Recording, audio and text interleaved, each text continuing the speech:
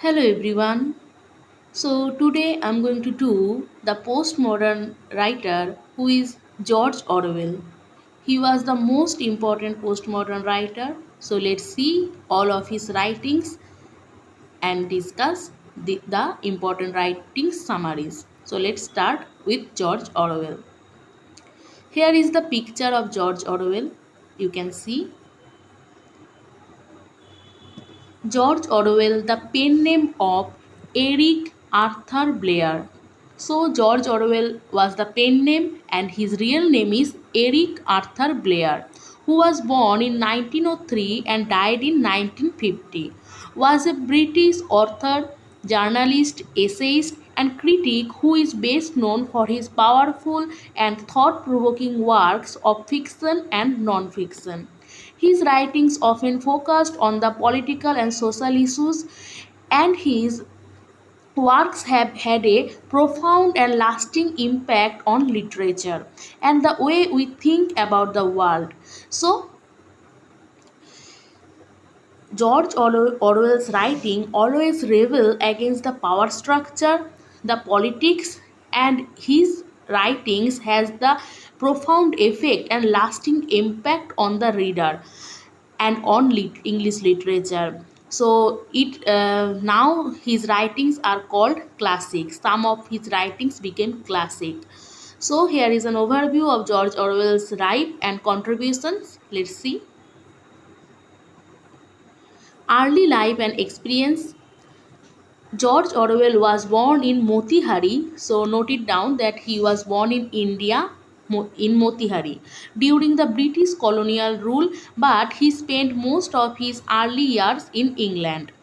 He had a relatively modest upbringing and attended Eton College on scholarships on and attended Eton College on a scholarship. Orwell's experiences as a colonial police officer in Burma, present day Myanmar, provided him the first hand insight into the oppressive nature of imperialism and which deeply influences his later writings. So, there is a work which is called Burmese Days. So it is based on his own experience as a police officer, and when he was a officer, he experienced the oppressive nature of imperialism, and therefore he gained the idea to rebel against the power politics, and he became rebellion, and he used his writings to rebel against the uh, power or imperialism. Then literary career. George Orwell began his writing career as a journalist and essayist, contributing to a various publications. His early works, including Down and Out in Paris and London, which published in 1933, The Road to Wigan Pier, which published in 1937, highlighted the plight of the working class, poor, and often based on his own experience. So, most of the time, he wrote for the working class, um, for the people. So his writings has the effect has to rebel against the power structure and the politics. Here also he wrote for the working class, and he himself experienced these working class sufferings and pain. Therefore he wrote Down and Out in Paris, London, because he himself experienced as a working class there. The Road to Wigan Pier. So I'm going to talk about these writings also.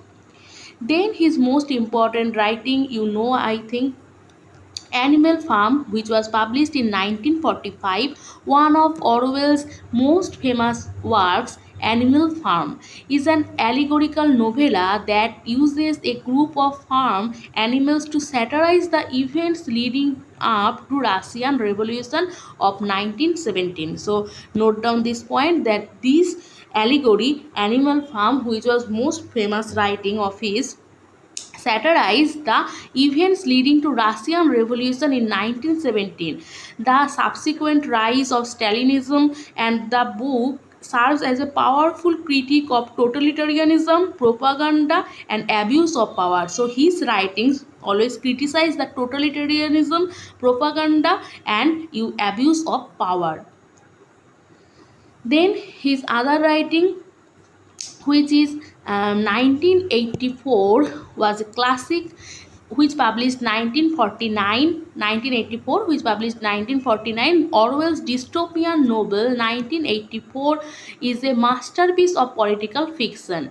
So it's a dystopian novel like the Brave New World, like the Fahrenheit 45. So Fahrenheit 45 also, there's some kind of same plot like the 1948, 1984.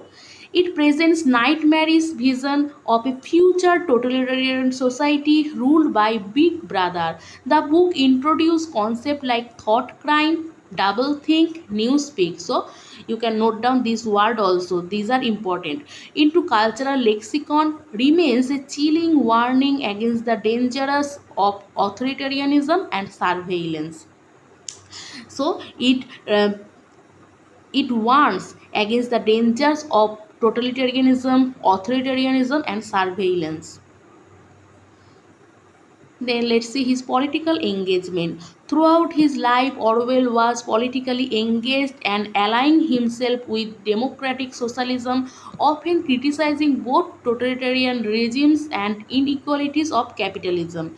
His essays and journalism reflects his commitment to democratic principles and social justice. Then legacy. Orwell's work have had a lasting influence on literature, politics, and understanding of totalitarianism and propaganda. Perhaps like Big Brother is watching you, all animals are equal, but some animals are more equal than others have become the iconic. So these quotations are become the iconic. His writings style is marked by clarity, honesty, commitment to truth, and which made him a revered figure in literature. Personal struggle. Orwell battled poor health throughout his life, which was exacerbated by his time in Burma and later his experience fighting in Spanish Civil War. He died of tuberculosis at the age of 46. So he died early, right? Then let's see George Orwell's writing.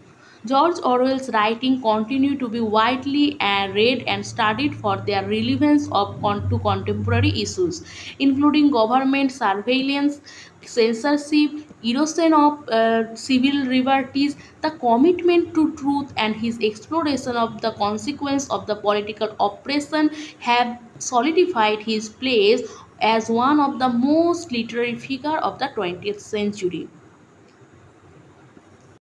So here is the cover photo of Animal Farm, his most important writing.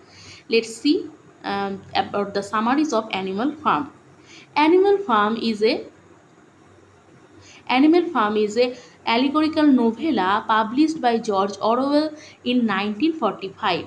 It issues a group of farm animals to satirize the events leading to Russian Revolution of 1917, as I told you before, and the subsequent rise of Stalinism in the Soviet Union. The story serves as a powerful critique of totalitarianism, propaganda, and the abuse of power.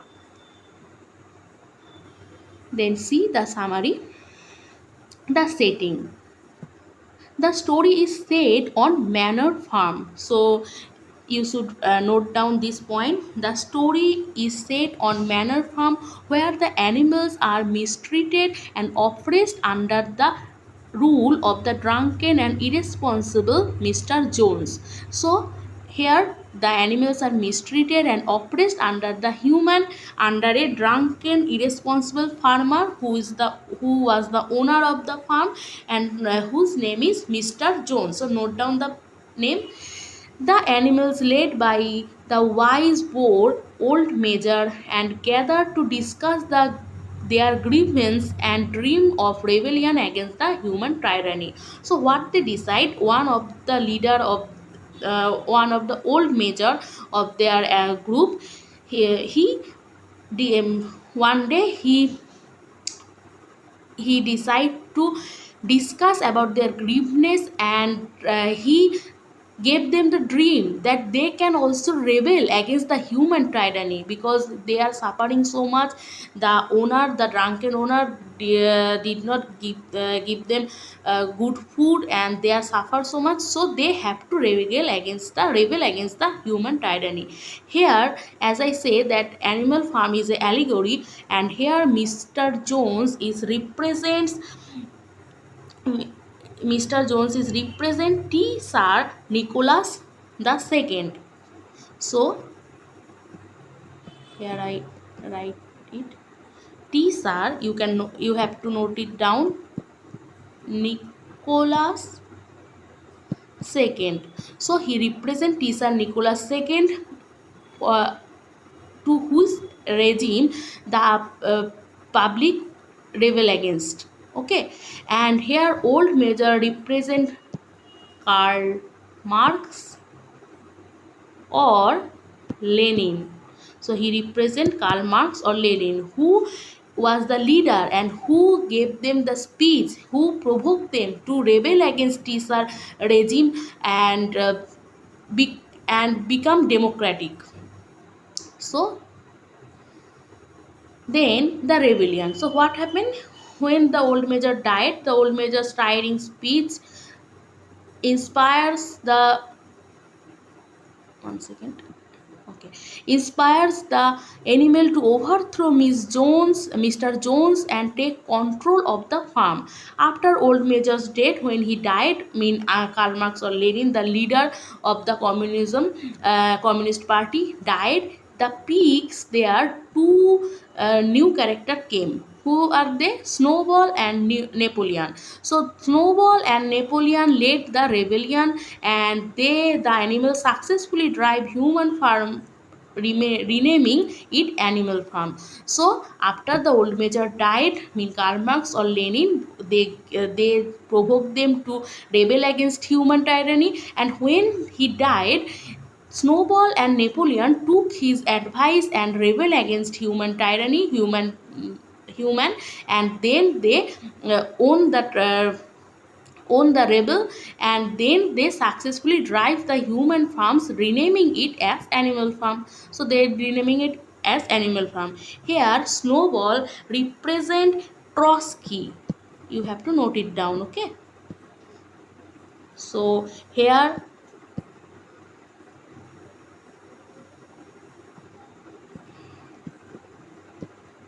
sorry,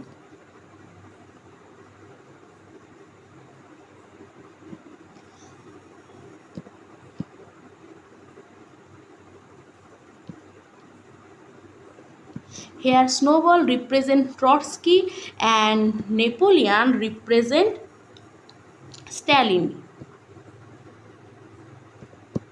So Napoleon represents Stalin and Snowball represents Trotsky. So what happened next? Let's see. The seven commandments. So after the rebellion, when they just throw out the humans, they then made their commandments. And how many commandments? There are seven. So they made their commandments. The animal established a set principles known as seven commandments, which emphasize equality, solidarity, and the rejection of human vices. So they just rejected human vices because they are so much tyrant. These commandments become foundation of the animal's new society. So let's see what are these commandments. First is, the commandments are follows. First is, whatever goes upon two legs is an enemy. Whatever go upon two legs is an enemy. Note it down. Then second is, whatever goes upon four legs has wings is a friend. So whatever goes upon four legs and has wings is a friend. Then 3. No animal shall wear clothes. No animal shall wear clothes. Then 4. No animal shall sleep in a bed. So no animal shall sleep in a bed. Then 5th. No animal shall drink alcohol. mean they rejecting human behavior. Then no animal shall kill any other animal.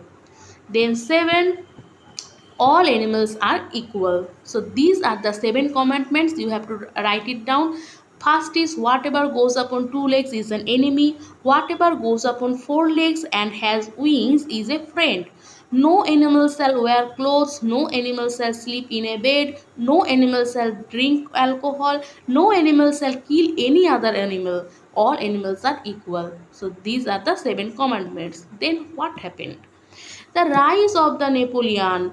Over time, differences emerged between Snowball and Napoleon, these two leaders, with Napoleon seizing power and driving Snowball off the farm. So now Napoleon tried to throw out Snowball. He even tried to kill Snowball. Napoleon, aided by his loyal and manipulative sidekick, secular, and becomes the de facto leader of the animal farm. So now he wants to kill Snowball and become the only one leader of the farm. Then the corruption started. So it's an allegory and it's criticize or satirize the communism, the Stalinism, right? So the corruption of the revolution, as time passes, the pigs increasingly adopt human behavior. So before that, they just reject human vices, and now they increasingly adopt human behaviors such as walking on 2 legs, sleeping in beds. The 7 commandments are subtly altered to justify pigs' actions. The other animals left confused and powerless to challenge the corruption. So the corruption started, and they are now just changing the 7 commandments as per their own. Then the life under Napoleon. So what happened under Napoleon's rule? The animal work harder than ever, and they receive fewer benefits. The pigs live like a life of luxury, while the other animals endure hardship and hunger. So what happened when the pigs, when Napoleon became the leader? The animals saw that they are even in more suffer, they are suffered more than the when the human beings were the ruler. Then they could not get good food, but now they suffers more in the leadership of Napoleon, because the pigs found themselves superior, and they lead a luxurious life, and they eat more. They could not they did not give the other animals any food, and other animals have to work hard. So there are no equality. So they just change the 7 commandments. Then the scapegoats.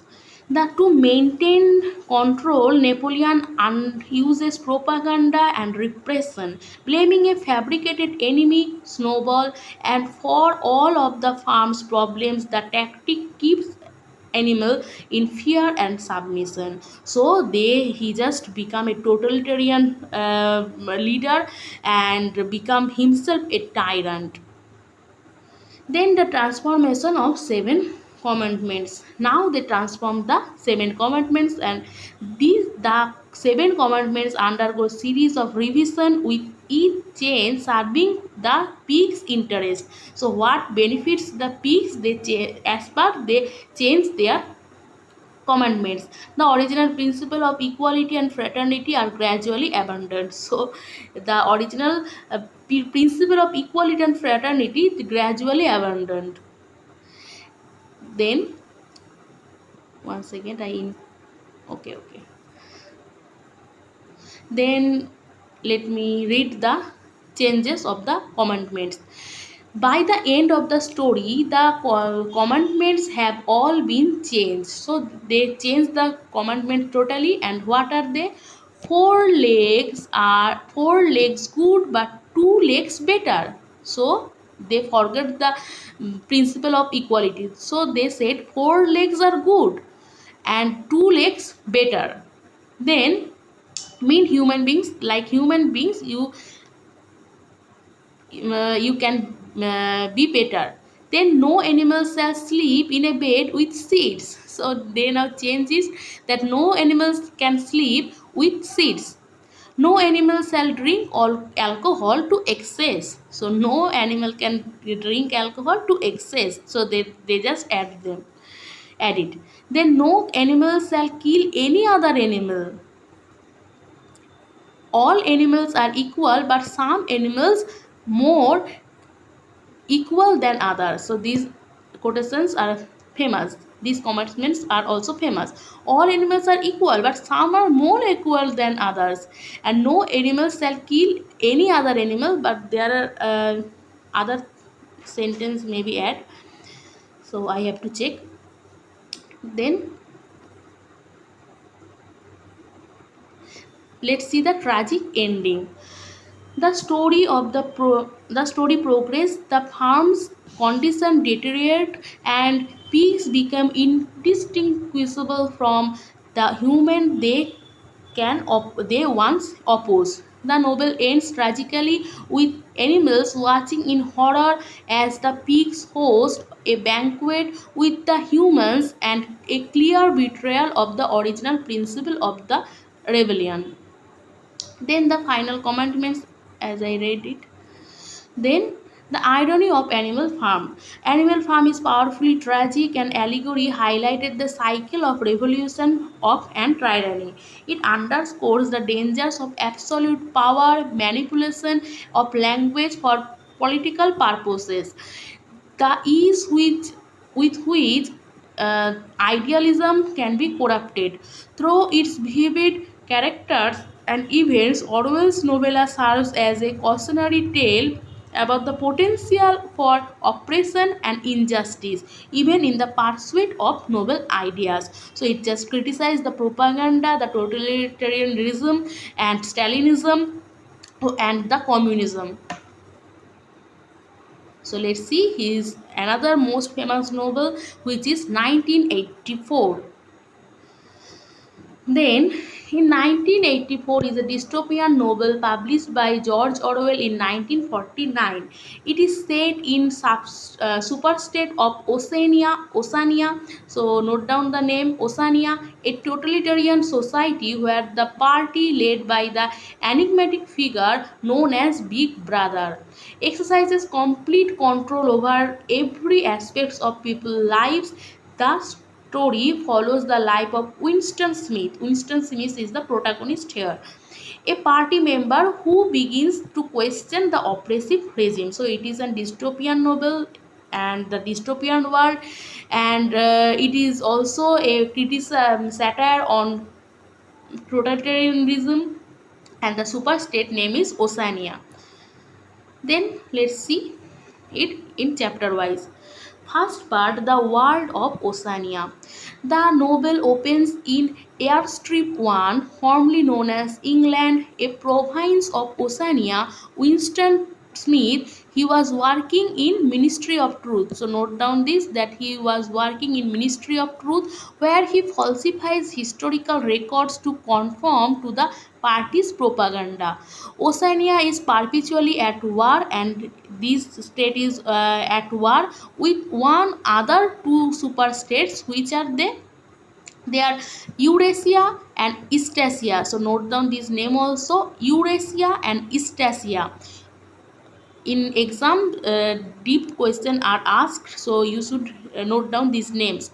Eurasia and Eastasia. The party exercised total surveillance through telescreen, thought police, and manipulation of language known as newspeak. So these were also important. So this party exercised total surveillance through telescreen, through thought police. You cannot think individually. You cannot do anything without surveillance of government, because in your room telescreen are there. It's like CCTV. Your every action is recorded. Your every action is watched by the Big Brother. So they said the Big Brother is watching you, and the name of the newspaper is Newspeak. Manipulation of language is Newspeak.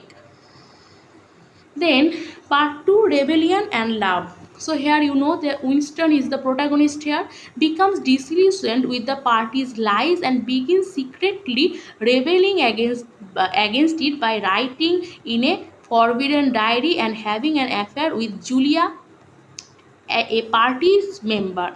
So you cannot they did not allow you to write, they did not allow you to think, they do not allow you to have any opinion of individual, they did not allow you to love also. But here Winston did two things, which is two forbidden thing, which is to have keep a diary, to write his thoughts, and to do a to make a love relation with a party member who is Julia. He discovers a hidden room above a shop where he and Julia engaged in their secret affair. They express their hatred for the party and their dreams of rebellion. Then part 3, where Winston and Julia eventually arrested by the thought police led by O'Brien. So he is arrested by O'Brien, a high-ranking party member who Winston believed was secretly opposed to the regime. So he thought that O'Brien was their friend, but O'Brien becomes the spy of the uh, police. Winston is subjected to intense physical and psychological torture at the Ministry of Love, where he is made to betray Julia, whom he loved, and submit completely to the party. He was brainwashed into loving Big Brother and fully accepting the party's ideology. So he was totally brainwashed, and he had to love the Big Brother.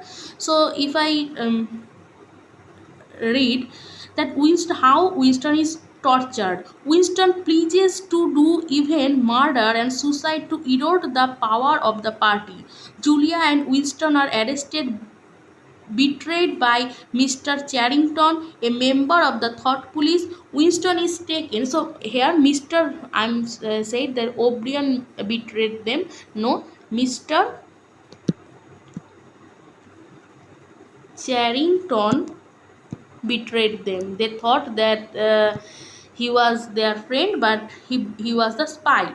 Winston is taken to the Ministry of Love, where he is starved, beaten, and tortured by O'Brien, a dedicated inner party member. Winston is taken to the mysterious room, and the number of the room is important, which is 101. So he was taken to the mysterious room, which is 101, and his head pushed into a cage of a hungry rats prepared to devour him. So his head put in a cage where rats bite on his face. At this point, he pleads O'Brien to kill Julia. So his love goes off, and he said to kill Julia and leave me, and not him. So when his spirit is broken, Winston is released and unexpectedly runs into Julia. There he saw that Julia also admits that she too had betrayed their love. So Julia was also tortured, and she also betrayed their love. Surprisingly, Winston feels no desire for her. Winston knows that it is only a matter of time before the party executes him. However, when the telescreen barks the news of Army's latest victory, he weeps with joy. He has now accepted the parties entirely and has learned to love Big Brother. So he just accepted the part Big Brother now, because he was totally brainwashed, and he accepted party's ideology. The final surrender. Winston transformed to complete, and he is released back into society as loyal party member, devoid independent thought or rebellion. So he now have no spirit to think individually or have any personal view. He totally surrendered. He encounters Julia, who has also been tortured and brainwashed, and they no longer share any feeling for each other. The novel ends with Winston's full embrace and party slogan, the realization that he loves Big Brother. Now he was totally brainwashed and he have to love the Big Brother. What is the theme? In 1984 explores themes like totalitarianism, propaganda, surveillance, the erosion of individuality, the power of language, the consequence of rebellion against oppressive regime. It serves a chilling warning about the dangerous authoritarianism and manipulation of truth. I hope you understand. So let's see the conclusion. George Orwell's 1984 remains a powerful and relevant work of dystopian literature. It is a dystopian work. It portrays nightmarish vision of future where the state exercises total control over people's life, their thoughts. The novel enduring impact lies in its ability to make readers contemplate and fragility of freedom and dangers of totalitarianism. So it's a beautiful novel. You can watch the detailed summary in YouTube.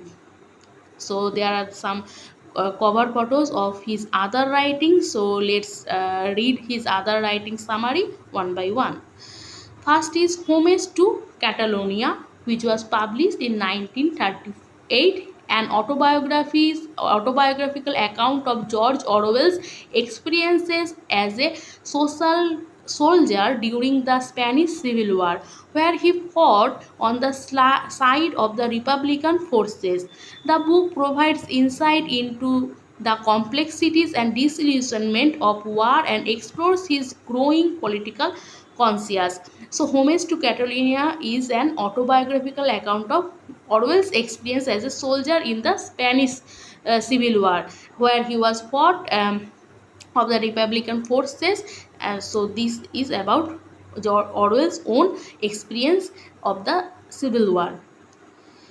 Then Down and Out in Paris, which was published in 1933, this semi-autobiographical work also recounts Orwell's experiences living among the destitute in the two cities. It offers a vivid portrayal of poverty and the lives of working class. As I told you before, that it shows you the poverty and sufferings of the working class. Down and Out in Paris and London, which published in 1933. Then The Road to Wigan Pier in 1937, which published in 1937. In this book, Orwell investigates the living condition and hardship of coal miners and their families in the industrial north of England. It combines social commentary with Orwell's own experience and reflection. So it's about Orwell's investigation, the life condition and hardship of coal miners. So it's also about working class people and their families in the industrial north of England, because he himself experienced this. Then his next writing is Keep the Aspidistra Flying, which published in 1936, a novel that tells the story of Gordon Comstock. He was the protagonist, a struggling poet who rejects the pursuit of wealth and success in favor of a life of poverty and artistic integrity. It explores themes of class, materialism and individualism. So it's about Gordon Comstock, who's a struggling poet who rejects the pursuit of wealth and success in favor of a life of poverty.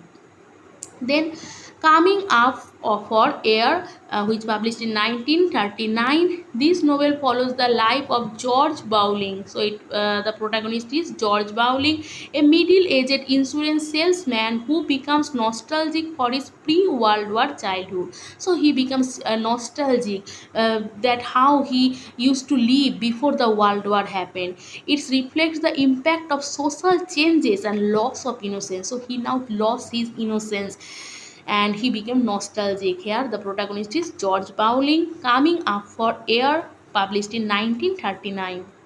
Then Inside the Whale. Inside the Whale is the important work Note it down.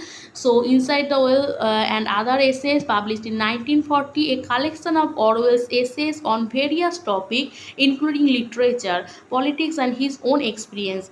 The title Inside the Well is a reflection on the role of the writer in times of crisis. So, here, the title Inside the Well is a reflection on the role of the writer in times of crisis. So, here, this novel is a famous essay and primarily reviewed of Tropic of Cancer by Henry Miller. So, this question always asked in net. So, note it down. I forget to mention here. Tropic of Cancer by Henry Miller. So note it down because it's a primary review of Tropic of Cancer by Henry Miller, and this question always asked. Then a clergyman's daughter and Burmese Days, clergyman daughters published in 1935 and Burmese Days 1934.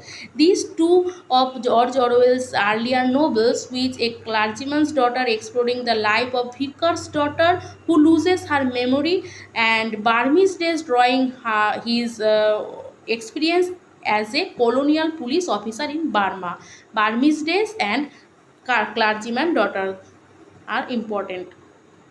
Then the lion or and the unicorn, socialism and English genius. It was published in 1941, a wartime essay in which Orwell discussed his vision of democratic socialism and its potential to unite the English people during World War II. The lion and the unicorn. Then conclusion, I think Orwell's work collectively demonstrate his commitment or to social and political commentary, as well as his mastery of both fiction non-fiction. His writing continues to be influential, relevant, particularly in discuss of totalitarianism, propaganda, and defense of individual freedom. So there are his other important work. Let me mention it because it is important in net point of view. So his other important works, note it down. uh, his major essays, these are, one second,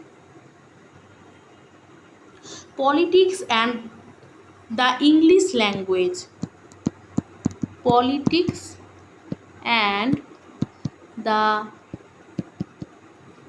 English language,